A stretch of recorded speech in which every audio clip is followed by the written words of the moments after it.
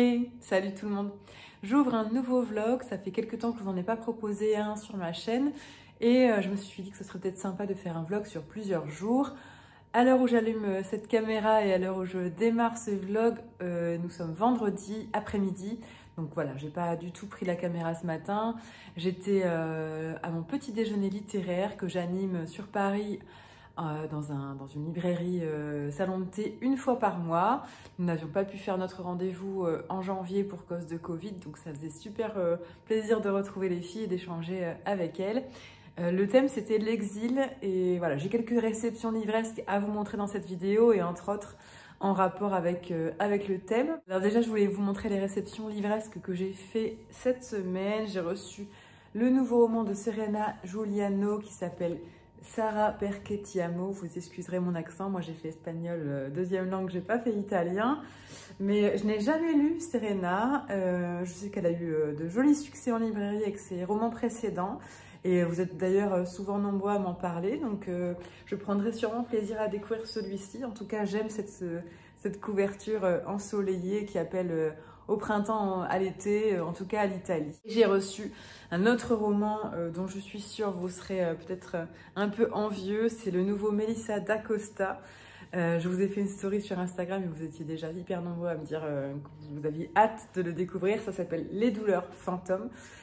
C'est à paraître début mars, donc je pense que quand je publierai ce vlog, il sera tout juste en librairie, de même que le Serena. Là, on est sur un roman un peu plus épais, il fait 430 pages et moi, Melissa d'Acosta, je l'avais découverte avec Tout le bleu du ciel, qui était son premier roman et voilà, j'ai pas lu les suivants. Celui-ci, c'est la suite de Je revenais des autres, si je me trompe pas, si j'ai bien compris la quatrième de couverture. J'en ai reçu un troisième cette semaine, mais qui ne m'a pas été envoyé de la part d'un éditeur. C'est un cadeau de Noël en retard que j'ai reçu de la part de ma belle-sœur, qui s'appelle Petit éloge de la gratitude. Moi, je l'avais mis sur ma wishlist de Noël parce que je l'avais vu passer sur le compte Instagram de Le Bouquin. Je vous mettrai toutes les références que je vous cite en barre d'infos. Et ce petit livre me faisait vraiment de l'œil. Je l'ai reçu, je crois que c'était avant-hier. Oui, c'est ça. Je l'ai reçu avant-hier et je l'ai commencé hier soir. J'ai eu 80 pages déjà et je suis complètement convaincue, conquise, j'adore. Mon achat de la semaine, c'est Entre ciel et terre de John Kallman Stephenson. Je suis en no-buy jusqu'au 28 février et voilà, on est le 25, j'ai craqué. Bon, ce livre, je le voulais depuis 2 mois, il était en rupture de stock partout. C'est Claire, une abonnée qui en avait parlé lors justement d'un précédent petit déjeuner littéraire sur le thème de l'hiver, du froid, c'est ça. Elle m'avait vraiment donné envie de le découvrir. Peu de temps après, l'auteur justement était invité sur la grande librairie et François Bunel en a fait des éloges incroyables. Donc voilà, ça m'a convaincue de l'acheter et j'ai fait le tour de toutes les librairies. Je ne le trouvais pas, rupture de stock et voilà, en fait la librairie qui organise les petits déjeuners, enfin chez qui on se déplace, c'est moi qui organise les petits déjeuners, mais chez qui on va pour ces petits déjeuners, avait justement commandé des exemplaires, donc juste avant la rupture de stock. Oups. Donc j'ai pu me le procurer, je suis super contente. C'est une trilogie pour la petite histoire, pour ceux qui l'auraient lu et qui auraient envie de lire la suite. Donc moi j'ai déjà entamé le tome 1 et puis je verrai si ça me plaît. Et puis ce matin, nous parlions donc de l'exil dans le club de lecture qui a lieu aujourd'hui. Sylvie, une autre abonnée, nous a parlé de ce livre et elle m'a tellement convaincue qu'elle me l'a prêté parce que j'avais très envie de le lire.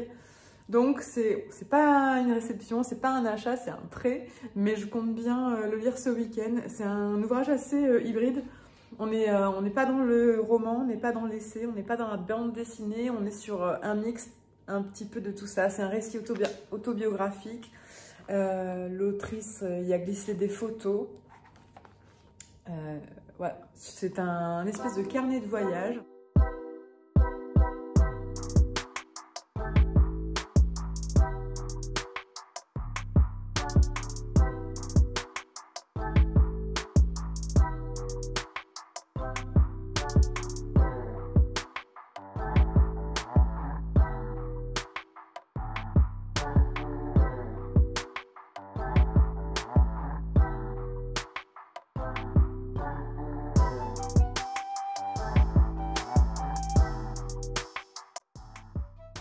Je vous reprends, on est lundi après-midi et j'avais envie de vous parler des lectures que j'avais pu faire ce week-end.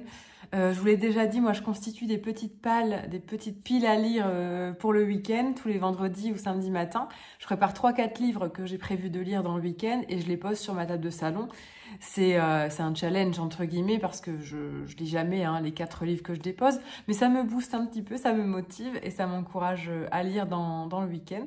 Donc je fonctionne comme ça depuis 1 mois et demi et je constate vraiment une diminution de la palle entière. Donc voilà, je suis hyper contente d'avoir trouvé cette petite technique qui me motive.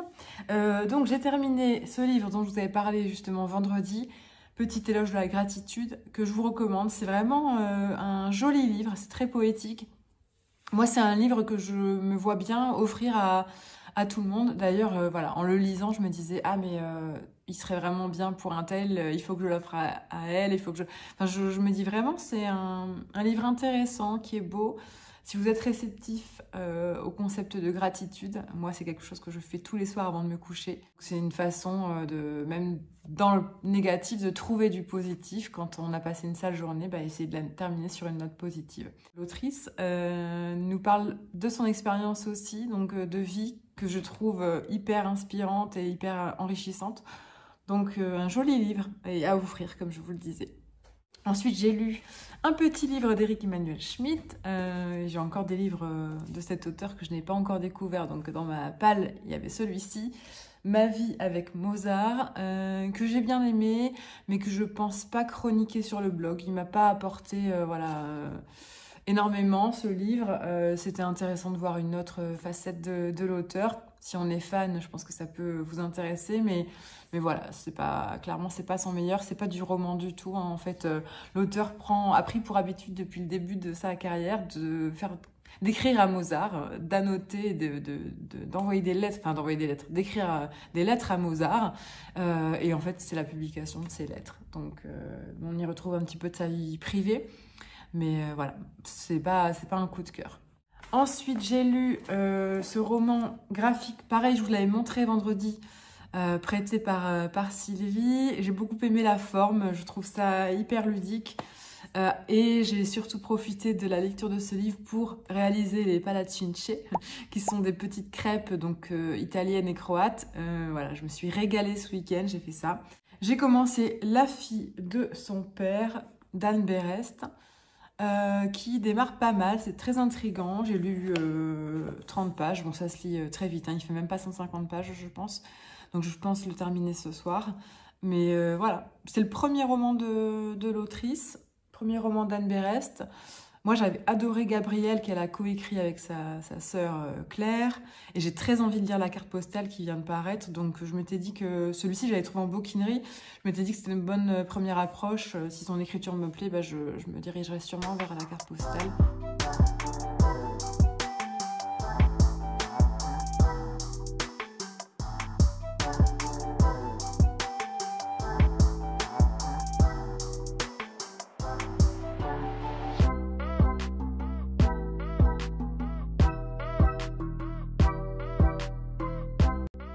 Je reviens pour vous parler de la lecture commune, la prochaine lecture commune qui aura lieu du 7 au 20 mars.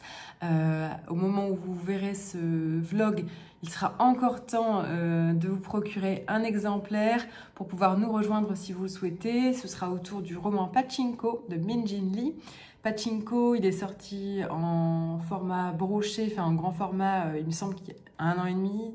Oui, 1 an et demi. Et il vient tout juste de sortir en poche. C'est ma libraire qui me l'a recommandé. Moi, je l'avais vu beaucoup sur les réseaux sociaux et j'avais l'impression que c'était un roman qui n'était pas pour moi. Et ma libraire m'a dit, m'a vanté les mérites de ce livre, me disant qu'on était plongé en Corée dans les années 30 et que c'était très bien écrit, que c'était fluide, qu'on ne voyait pas les 700 pages passer parce qu'il me semble que c'est 600 pages. Donc elle m'a convaincue, je me le suis procuré et en fait, quand j'ai fait une story sur Instagram pour vous dire que j'avais acheté ce livre, d'ailleurs on me l'a offert, c'est Monsieur Lee qui me l'a offert, mais quand je vous ai fait une petite story pour dire qu'il rejoignait ma palle, vous avez été hyper nombreux à m'en parler, à me dire qu'il vous faisait envie aussi. Donc je me suis dit, allez, on se lance une nouvelle lecture commune. Donc, du 7 au 20 mars, je vous mets le groupe de la lecture commune en barre d'infos si vous voulez nous rejoindre. J'espère vous voir nombreux. On est déjà 70, il me semble, un peu plus de 70 personnes dans le groupe. Donc, ça promet d'avoir des échanges hyper enrichissants. Et puis, je voulais aussi revenir vers vous pour répondre à une question que j'ai régulièrement sur les réseaux quand je vous montre mon coussin de lecture. C'est un coussin qui est créé par Anne-Sophie d'Escale en bord de page. Là aussi, je vous mets la référence. Dans la barre d'infos, pardon. Ce coussin de lecture, il a plusieurs fonctions. Moi, je le mets sur les genoux, c'est-à-dire que je lis allongée, assise et les jambes allongées sur le canapé et je le pose sur mes jambes et voilà, je pose mon livre dessus. Je mettrai peut-être des images pour vous illustrer. Je mets le livre ici. Mais vous pouvez aussi poser le livre sur votre lit de cette façon, vous allongez ici et poser le livre. Et en fait, ça évite, quand on a un gros pavé, un livre assez lourd et qu'on est allongé, que ce soit dans son lit ou dans le canapé, je peux vous assurer que clairement, il est très utile. Et on a d'autres personnes qui vont l'utiliser dans la nuque, dans le cou, pour se caler correctement contre le canapé, contre le mur, pour éviter les mauvaises positions au niveau du dos.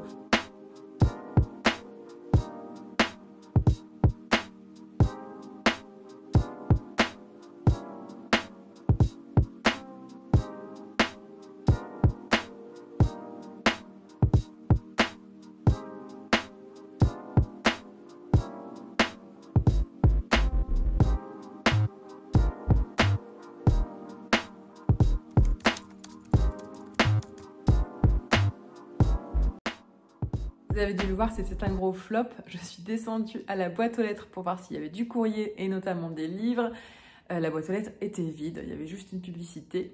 C'est pas grave, j'ai des livres en attente dans ma palle, mais je me disais que ça aurait pu être sympa de vous montrer ça dans une dernière séquence. Je conclus ce vlog ici.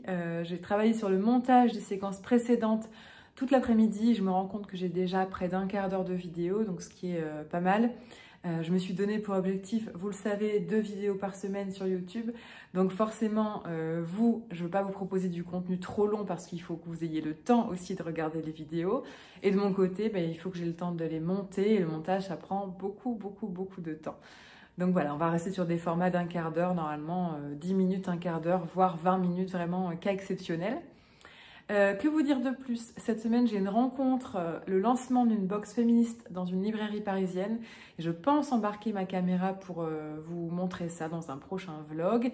Tout du moins, je montrerai ça en direct en story sur Instagram. Donc n'hésitez pas à me rejoindre sur Instagram si vous le voulez. La semaine risque d'être ensoleillée sur Paris, donc je vais en profiter pour pouvoir tourner d'autres vidéos, faire des photos. J'envisage d'acheter une caméra. Là, tout ce que je vous tourne, c'est avec mon téléphone et avec mon micro qui est branché au téléphone. Mais c'est pas très pratique parce que forcément, si je travaille sur le téléphone, je peux pas me filmer. Et j'ai un peu cette frustration de me dire, quand je suis sur du travail TikTok ou quand je crée du contenu pour TikTok, quand je crée du contenu pour Instagram, je peux pas vous filmer ça et j'aimerais vraiment le faire parce que j'ai l'impression que c'est quand même la plus grosse partie de mon travail, d'être sur le téléphone, entre guillemets, sur les réseaux. Donc pour les prochains vlogs, peut-être que j'aurai investi dans une caméra et peut-être que vous aurez affaire à mes premiers tests. Je vous dirai ça. Je vous remercie d'avoir suivi la vidéo jusqu'ici. Si ce vlog vous a plu, je vous invite à laisser un pouce vers le haut. Et voilà, je vous dis à bientôt. Ciao!